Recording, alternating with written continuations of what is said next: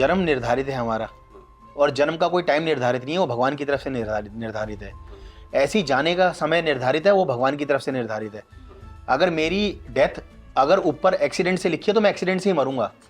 तो फिर भटकने का और प्रेत बनने का और भूत बनने का ये सवाल मेरे को तो समझ में नहीं आया। ये वाली कहानी तो सिर्फ कहने वाली बात है, ये कुछ भी नहीं है निर्धारित। मेरे हिसाब से तो अगर मैं अपने एंगल से देखूंगा तो मैं तो बुक भी तो इंसानों ने ही लिखी है, जी बिल्कुल। जी। है ना। कुछ भी निर्धारित नहीं होता है, फ्यूचर बदला जा सकता है। जैसे अनसर्टेन डेथ होती है तो उसके हाँ लिए भी जी। बहुत से विधान बनाए गए कि आप ये करो तो उसको शांति मिल जाएगी।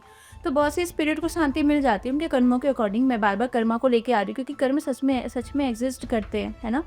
तो अगर उसके कर्म अच्छे हैं और आपने उसके लिए शांति कर्म वगैरह कराया तो बिल्कुल उसको शांति मिलेगी। लेकिन उसके कर्म ही ऐसे हैं कि उसको शांति नहीं मिलनी है। आप करोड़ों लाखों जप करा लो, पूजा पाठ करा लो, हवन करा लो, प्रॉब्लम होनी है। बहुत से लोग मुझसे कनेक्ट होते जब तो कहते हैं कि हम तो गया करा के आ गए, हम तो हरिद्वार में पिंडदान करा के आ गए। तो मैं ये कहती हूँ कि अगर आपके घर में सच में उनको मुक्ति मिली है तो फिर वो आपको परेशान क्यों कर रहे हैं, है हाँ ना। जी। सबसे बड़ा पॉइंट है। हाँ। सबसे बड़ा पॉइंट ये है कि जब आप गया जाते हो, जब आप हरिद्वार जाते हो, वहाँ पे क्या कहा जाता है कि पितरों का आप पिंडदान करने आए हो, पितरों का श्राद्ध करने आए हो, श्राद्ध कर्म करने आए हो। अब मैंने आपको शुरू में ही बोला कि जो जिसकी डेथ हुई है वो पितृयोनि में है, उसको तभी तो वो चीज़ें मिलेंगी ना।